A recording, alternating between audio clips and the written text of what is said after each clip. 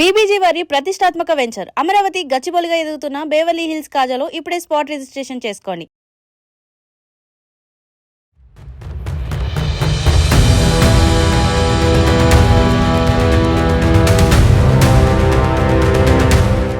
ఒక మనిషి పతనానికి శత్రువు అక్కర్లేదు, ఒక్క చెడ్డ స్నేహం చాలు.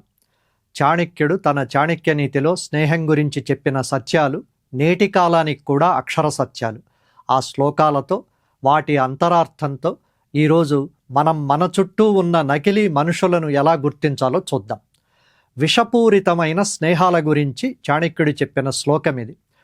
పరోక్షే కార్యహంతారం ప్రత్యక్షే ప్రియవాదినం వర్జయేత్తాదృశం మిత్రం విషకుంభం పయోముఖం. మీ వెనుక మీ పనులను చెడగొట్టేవాడు, మీ ముందు మాత్రం చాలా తీయగా మాట్లాడేవాడు ఎలాంటివాడంటే విషం నింపిన పాలకుండ లాంటివాడు. అలాంటి స్నేహితుడిని తక్షణం వదిలిపెట్టాలి. చాణక్యుడు చెప్పినట్లుగా విషం నింపిన పాలకుండ లాంటి స్నేహితులు కేవలం మీ రహస్యాలనే కాకుండా మీ మానసిక శక్తిని అంటే మెంటల్ ఎనర్జీని కూడా హరిస్తారు. అలాంటప్పుడు ఎలా గుర్తించాలి? మీరు ఒక వ్యక్తిని కలిసిన ప్రతిసారి మీరు చాలా అలసిపోయినట్లు లేదా ప్రతికూల ఆలోచనలు అంటే నెగటివ్ థాట్స్ నిండిపోయినట్లు అనిపిస్తోందా? అది విషపూరిత స్నేహం అనడానికి మొదటి సంకేతం. దీనికి పరిష్కారం ఏమిటి? అందరితో మర్యాదగా ఉండండి, అందరితో స్నేహంగానే ఉండండి, కానీ మీ వ్యక్తిగత విషయాలను మాత్రం ఎంతవరకు పంచుకోవాలో అంతవరకే పంచుకోండి. మీ సమయం చాలా విలువైనది. మీ ఎదుగుదలను చూసి ఓర్వలేని వాళ్ల కోసం మీ సమయాన్ని వృధా చేయకండి. కష్టాల్లోనే పరీక్ష. ఉత్సవే వ్యసనే చైవ దుర్భిక్షే రాష్ట్ర విప్లవే రాజద్వారే శ్మశానే చ యస్తిష్టతి సబాంధవః. శుభకార్యాల్లో ఉత్సవే, కష్టాల్లో వ్యసనే, కరువు వచ్చినప్పుడు దుర్భిక్షే, దేశం మీద యుద్ధం జరిగినప్పుడు రాష్ట్ర విప్లవే, ఏదైనా అధికారిక వ్యవహారాల్లో రాజద్వారే, శ్మశానంలో కూడా తోడుండేవాడే నిజమైన మిత్రుడు. ఆశ్రిత మిత్రులు వర్సెస్ నిజమైన మిత్రులు. లోకంలో చాలామందికి స్నేహం కూడా వ్యాపారం లాంటిది. మీరు మంచి పొజిషన్లో ఉన్నప్పుడు, మీకు డబ్బులున్నప్పుడు, మీకు పలుకుబడి ఉన్నప్పుడు మిమ్మల్ని వాడుకుందామని వచ్చేవాళ్ళు ఆశ్రిత మిత్రులు. చాణక్యుడు చెప్పినట్లు వ్యసనే దుర్భిక్షే, కష్టాల్లో ఆపదల్లో ఎవరైతే వెనకడుగు వెయ్యకుండా మీ వెంట ఉంటారో వాళ్లే మీకు నిజమైన స్నేహితులు. ఒక్కసారి వెనక్కు తిరిగి చూసుకోండి. మీకు ఉద్యోగం పోయినప్పుడు లేదా ఆర్థికంగా ఇబ్బందుల్లో ఉన్నప్పుడు మిమ్మల్ని పలకరించిన వాళ్ళెవరు? ఆ లెక్కే మీకు అసలైన స్నేహానికి వాల్యూగా ఉండాలి. చాణక్యుడు ఎంత స్పష్టంగా చెప్పాడో చూడండి. పార్టీల్లో ఫంక్షన్లలో మీతో కలిసి సెల్ఫీలు దిగేవాళ్ళు కాదు స్నేహితులు. మీకు సమస్యలు వచ్చినప్పుడు, మీ ఇంట్లో ఎవరైనా చనిపోయి బాధలో ఉన్నప్పుడు, మీరు కష్టంలో ఉన్నప్పుడు ఎవరు మీ పక్కన నిలబడ్డారో గుర్తు చేసుకోండి. వాళ్లే మీ నిజమైన స్నేహితులు. అతి విశ్వాసం ఆత్మహత్యా సదృశ్యం. మిత్రుడిని నమ్మకూడదు అని చాణక్యుడు చెప్పినప్పుడు దాని అర్థం అందరినీ శత్రువులుగా చూడమని కాదు. సందర్భానుసారంగా మనిషి మారుతూ ఉంటాడు. ఆ సత్యాన్ని గుర్తుంచుకోమని. సోషల్ మీడియా యుగంలో మనం చాలా విషయాలను పబ్లిక్గా షేర్ చేసుకుంటూ ఉంటాం. ఒకప్పుడు బెస్ట్ ఫ్రెండ్స్గా ఉన్నవాళ్లే వాటిని దాచుకుని సమయం వచ్చినప్పుడు మిమ్మల్ని ఇబ్బంది పెట్టడానికి వాడుకుంటారు. దీనికి మంత్రం ఏమిటి? మీ బలహీనతలు, భయాలు, ఆశయాలను కేవలం మీకు అత్యంత నమ్మకస్తులైన వారి దగ్గర మాత్రమే చెప్పుకోండి. అందరి దగ్గర చెప్పాల్సిన పని లేదు. అందరి ముందు ఓపెన్ బుక్లా ఉండాల్సిన అవసరం లేదు. దుష్ట సాంగత్యం వల్ల కలిగే ప్రమాదాలు ఎలాంటివో కూడా చాణక్యుడు స్పష్టంగా చెప్పాడు. దుర్జనై సహసఖ్యంచ వైరంచాపి నకారయేత్ ఉష్ణో దహతి చాంగారః శీతః కృష్ణాయతే కరం. దుర్జనులతో అంటే చెడ్డవాళ్లతో స్నేహమొద్దు, వైరము వద్దు.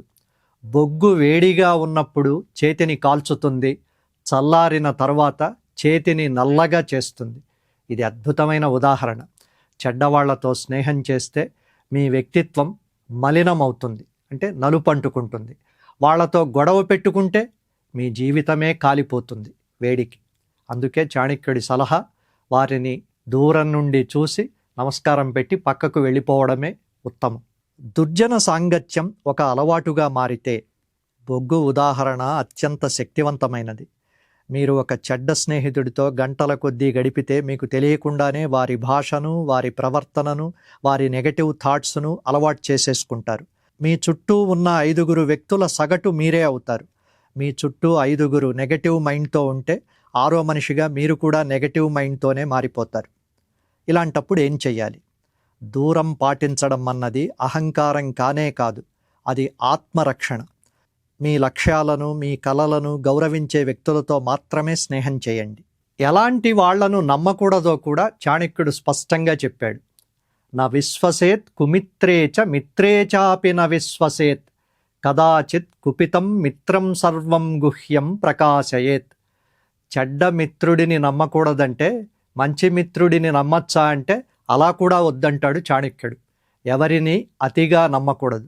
ఎందుకంటే ఒకవేళ ఆ మిత్రుడికి మీపై కోపం వస్తే మీ రహస్యాలన్నీ బయట పెట్టేస్తాడు. చాణక్యుడు ఇక్కడ ఒక ప్రాక్టికల్ పాయింట్ చెబుతున్నాడు. స్నేహితుడైనా సరే మీ వ్యక్తిగత రహస్యాలను, పర్సనల్ సీక్రెట్స్ను మాత్రం మీ దగ్గరే ఉంచుకోండి. రేపొద్దున మనస్పర్ధలు వస్తే ఆ రహస్యాలే మీకు వ్యతిరేకంగా ఆయుధాలుగా తయారవుతాయి. నిజమైన స్నేహితుడిని ఎలా కనుక్కోవాలి అంటే బంగారానికి పరీక్ష పెట్టినట్టు పెట్టి కనుక్కోవాలంటాడు. ఆ శ్లోకం ఏంటో చూడండి. యథా చతుర్భిః కనకం పరీక్షతే తథా చతుర్భిః పురుషః పరీక్షతే త్యాగేన శీలేన గుణేన కర్మణా. బంగారాన్ని ఎలాగైతే గీసి, కోసి, కాల్చి, కొట్టి పరీక్ష చేస్తారో ఒక మనిషిని కూడా 4 లక్షణాలతో పరీక్షించాలి. మనిషిని పరీక్షించే 4 సూత్రాలు. చాణక్యుడు చెప్పిన ఆ 4 పరీక్షలను నేటి కాలానికి అన్వయిద్దాం. మొదటిది త్యాగం.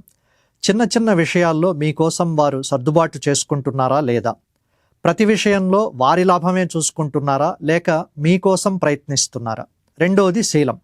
ఇతరుల గురించి వారు మాట్లాడే విధానం ఎలా ఉంది? ఎవరైనా లేని సమయంలో వారిని తక్కువ చేసి మాట్లాడుతున్నారా?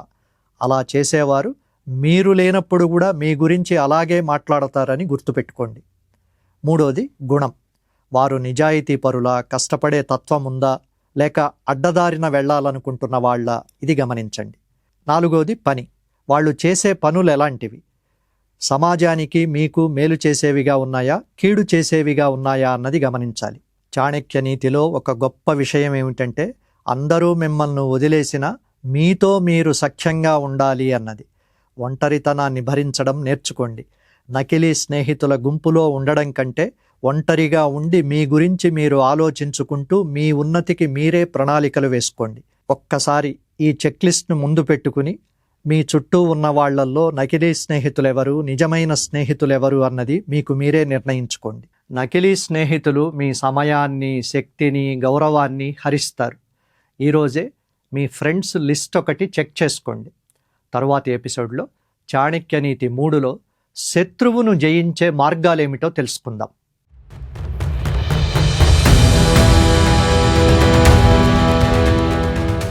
దయచేసి ధాత్రి టీవీని సబ్స్క్రైబ్ చేసి పక్కనే ఉన్న బెల్ ఐకాన్ను క్లిక్ చేయండి.